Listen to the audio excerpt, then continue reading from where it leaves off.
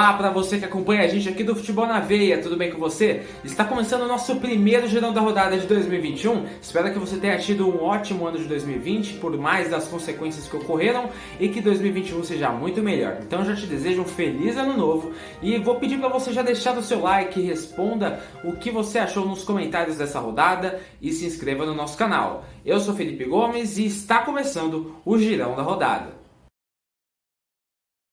E para começar, vamos com o Gustavo, que vai contar um pouco pra gente sobre como se desenrolou Sport Recife e Fortaleza essa semana. Então, Gustavo, é com você. Obrigado, Felipe. Boa noite, galera. Bom dia, boa tarde, boa madrugada. Eu sou o Gustavo e vou falar agora um pouco sobre a partida entre Sport Recife e Fortaleza que aconteceu na noite da última quarta-feira, dia 6 de janeiro de 2021. A partida que terminou com o Sport como vencedor, né? Gol do camisa 30, Thiago Neves, que após 2 partidas sem marcar, volta a marcar e dá o triunfo para a equipe de Recife, né? E a equipe do Fortaleza tentou até empatar a partida, até virar, fez um gol com o estreante Ederson no segundo tempo, só que o VAR anulou, porque estava impedido, e não conseguiu empate. Chegou a ter 17 finalizações contra apenas 6 da equipe da casa, né? 65% de posse de bola contra 35%, ou seja, tentou de fato atacar, fazer o gol, mas não conseguiu. Com isso, o treinador Chamusca foi demitido do cargo e não é mais técnico da equipe de Fortaleza, né? E na próxima partida, o time receberá o Grêmio no Castelão, às 19 horas no sábado. No mesmo horário, o Sport Recife receberá o Palmeiras na Ilha do Retiro, né? Com a vitória, a equipe do Sport vai à 14ª colocação com 32 pontos, enquanto a equipe do Fortaleza cai para a 15ª colocação e estaciona com 31 pontos, né? Estaciona no sentido de estacionar nos pontos, né? Porque se mantém com 31 pontos, né? Em uma briga direta contra a zona do rebaixamento, né? Para fugir daquela zona que todos querem se afastar, o Sport se deu melhor, Felipe. Agora eu volto com você. Muito obrigado, Gustavo. Agora vamos com o Bruno Gabriel, que vai contar um pouco pra gente como foi a partida entre Coritiba e Goiás. Bruno, é com você. Muito obrigado, Felipe, e olá para você que acompanha o girão aqui da rodada do Futebol na Veia. Eu sou Bruno Gabriel e irei falar da partida entre Coritiba e Goiás. Em primeiro lugar, a partida foi válida pela 28ª rodada do Campeonato Brasileiro Série A 2020. A partida ocorreu no Couto Pereira, em Curitiba, ou seja, mando do Coxa Branca.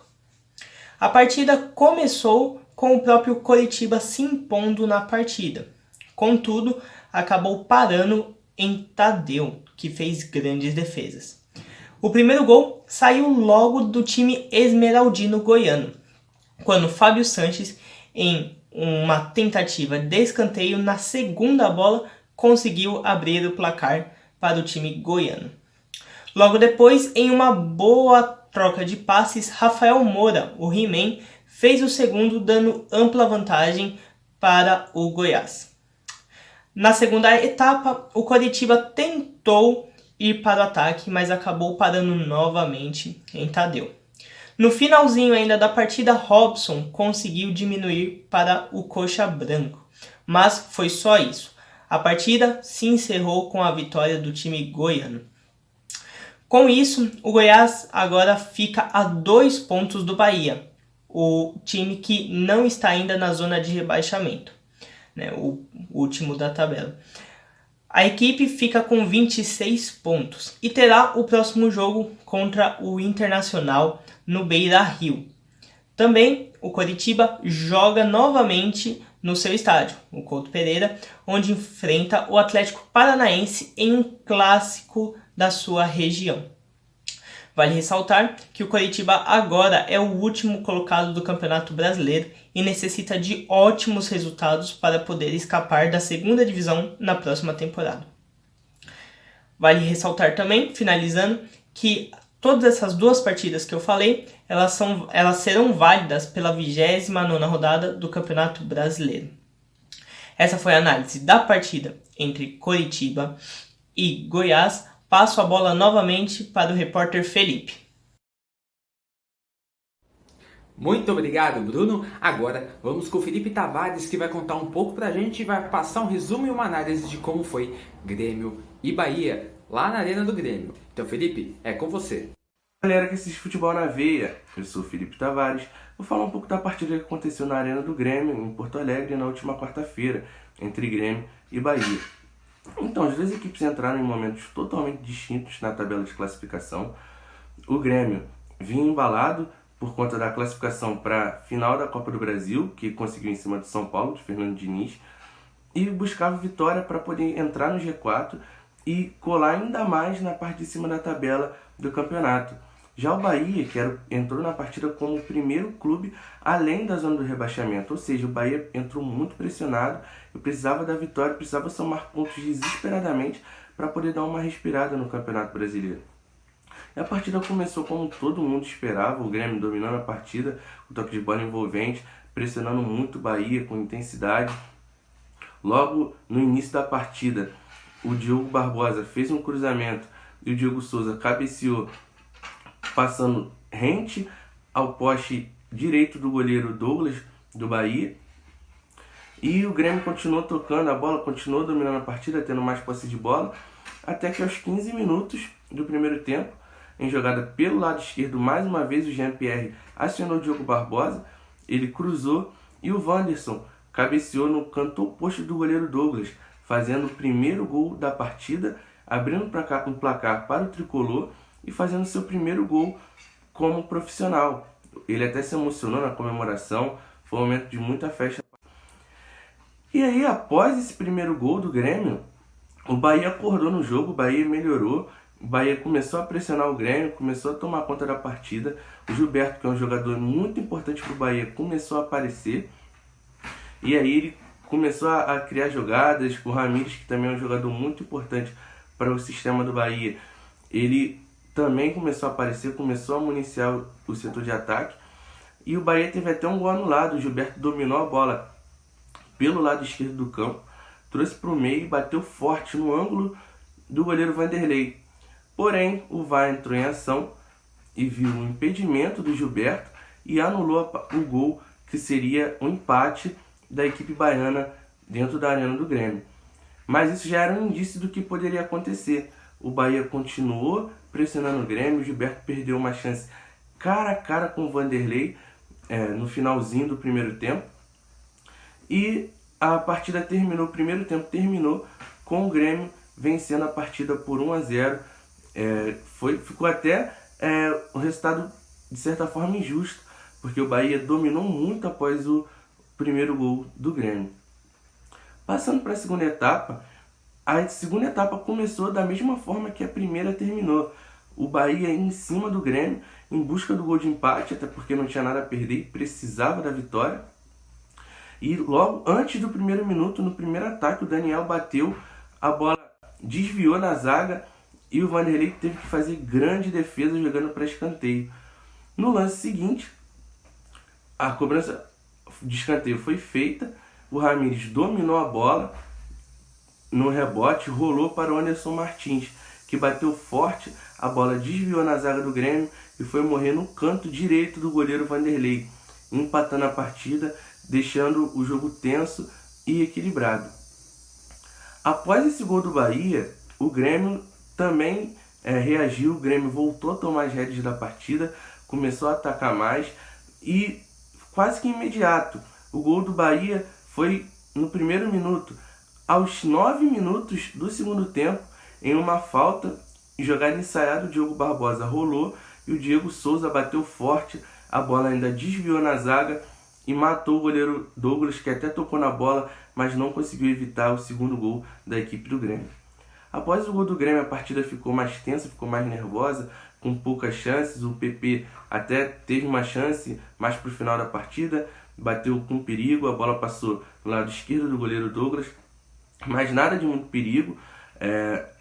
As duas equipes ficaram naquela ali de marcação, no meio de campo, e a briga falou muito mais alto no decorrer da partida. Ficou uma partida meio tensa até o apito final, e o árbitro apitou, o Grêmio venceu por 2-1, sofreu um pouco, mas conseguiu vencer, conseguiu entrar no G4 provisoriamente, porque era meio tensa até o apito final.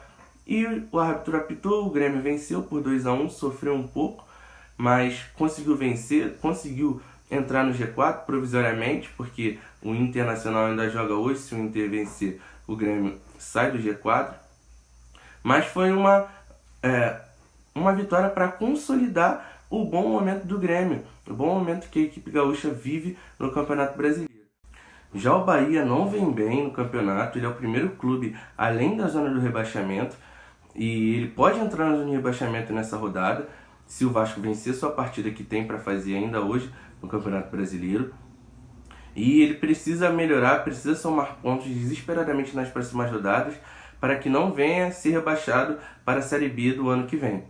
E essa foi a partida entre Grêmio e Bahia pela 28ª rodada do Campeonato Brasileiro da Série A 2020. Felipe Tavares para o Girão no Futebol na Veia.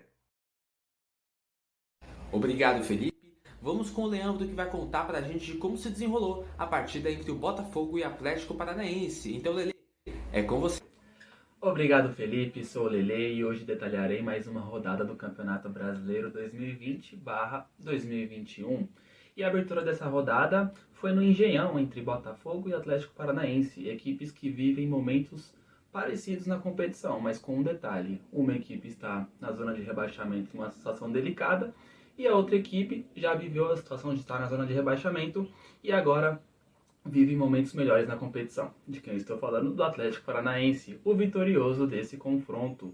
A partida começou um pouco equilibrada, com o Botafogo tomando o ímpeto das ações ofensivas, até porque a equipe precisava da vitória por conta de estar jogando em casa e por conta de já estar a 5 pontos do primeiro time fora da zona de rebaixamento, que até aquela altura era a equipe do Bahia. Mas a equipe botafoguense decepcionou mais uma vez seus torcedores. Logo aos 30 minutos, com o Atlético Paranaense melhorando na partida, Renato Kaiser abriu o placar para a equipe paranaense, assim terminando o primeiro tempo. Porém, o segundo tempo mostrava-se que o Botafogo iria tomar novamente o ímpeto ofensivo e até conseguir o empate, pela maneira que ele encerrou o primeiro tempo. Mas não foi isso que aconteceu. Logo no início do segundo tempo, Léo Cittadini decretou a partida em 2-0 e foi assim até o final. A equipe botafoguense continua na zona de rebaixamento com 23 pontos e a equipe paranaense sobe na tabela e já almeja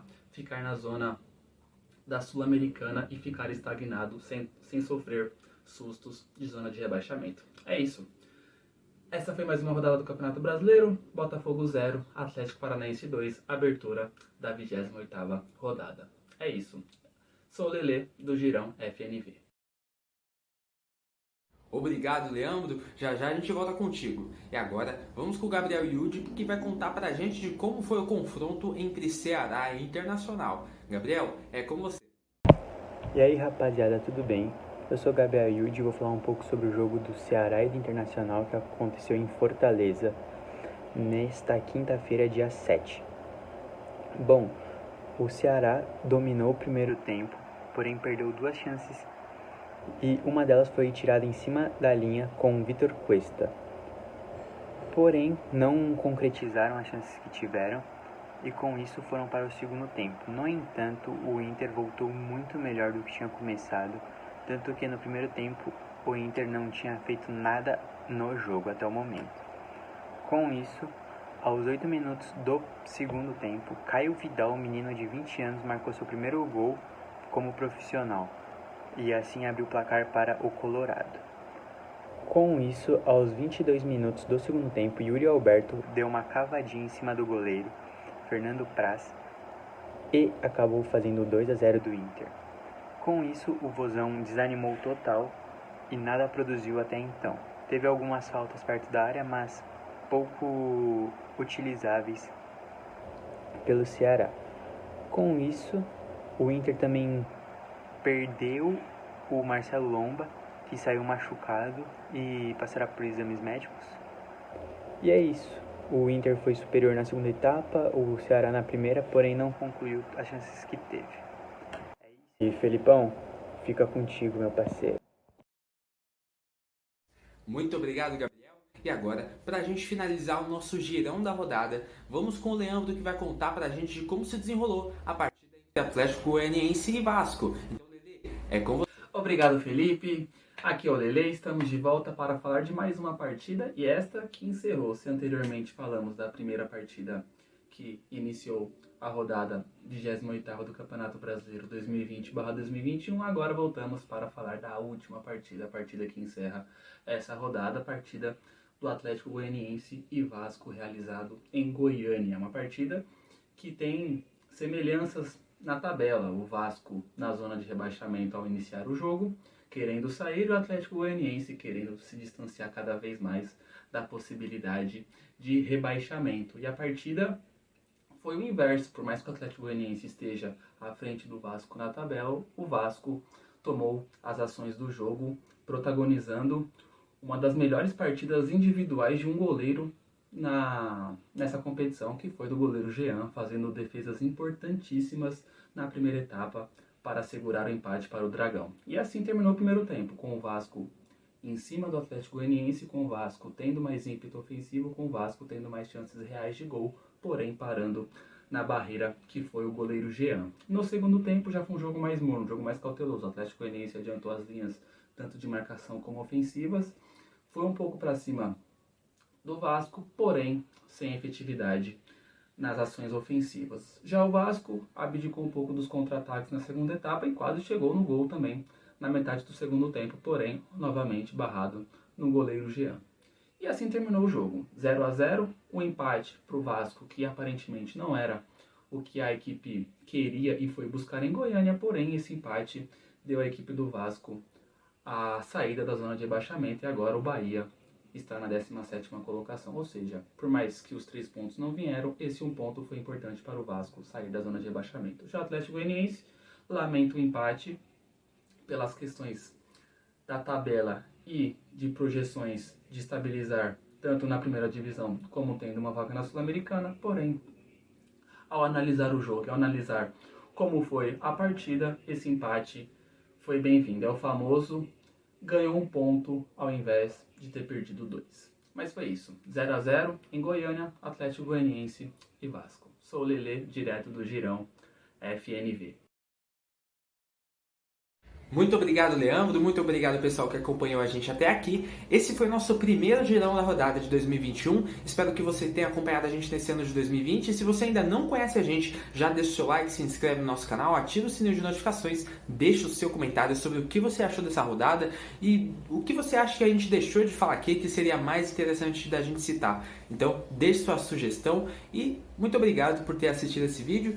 Eu sou Felipe Gomes e esse foi o nosso Girão da Rodada, o primeiro de 2020, o primeiro de muitos. Até a próxima!